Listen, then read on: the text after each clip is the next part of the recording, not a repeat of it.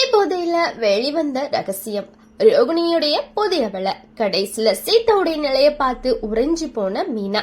வாங்க என்னன்னு பார்க்கலாம். இன்னைக்கு சிறகடிக்க ஆசை எபிசோட் முழுக்க முழுக்க எமோஷனல் ட்விஸ்ட் தான்.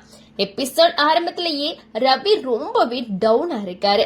நான் செஞ்சது தப்புன்னு முத்து கிட்டையும் மீனா கிட்டையும் மன்னிப்பு கேக்குறாரு.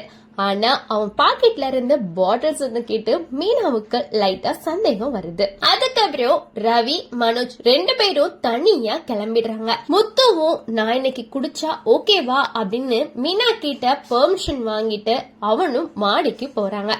ஆரம்பத்துல ரவி மனோஜ் மட்டும் சரக்கடிக்கிறாங்க. முத்து வேண்டாம்னு சொன்னாலும் ரவி சென்டிமெண்ட் பேச பேச கடைசியில முத்துவும் ஓகே சொல்லி குடிக்க ஆரம்பிக்கிறாரு.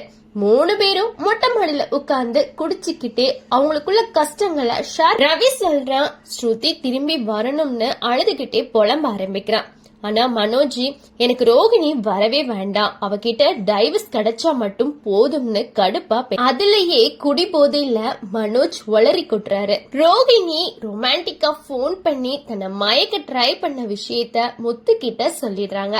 முத்து, பார்லர் அம்மா இப்படி எல்லாம் பண்ணுதா, கவலைப்படாத, சீக்கிரமே டைவர்ஸ் கிடைக்கும்னு சமாதானம் பண்றான்.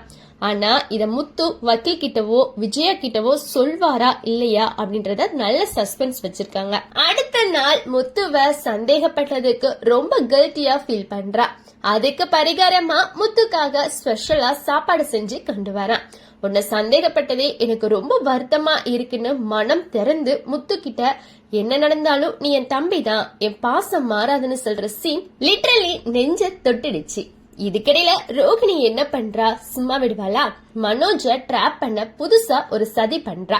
சிந்தாமணி கிட்ட அடியால வச்சு மனோஜ் ஃப்ரெண்ட் சந்தோஷுக்கு போன் பண்ணி ரோகிணி இன்னொரு ஆளோட பார்க்ல டெய்லி நெருக்கமா பேசுறாங்க, ஆனா மனோஜுக்கு சொல்லாதன்னு சொல்ல வைக்கிறா. ஆனா அந்த விஷயம் மனோஜ் காதுலயே விழுந்துடுது.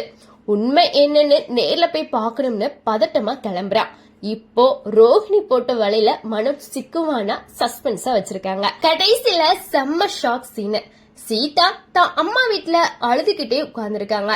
மீனா பாத்துட்டு ஷாக் ஆகுறாங்க. கையில கட்டு, முகம் வீங்க வீங்க வீக்கமா இருக்கு. என்னாச்சுன்னு மீனா கேக்குறாங்க. சீதா எதுவுமே பேசாம அழுதுகிட்டே நிக்கிறாங்க. இதுக்கு காரணம் அருண் தான் போல அப்படின்னு கதைய போற மாதிரி காட்டியிருக்காங்க. அப்படியே கட்டும் பண்ணிட்டாங்க.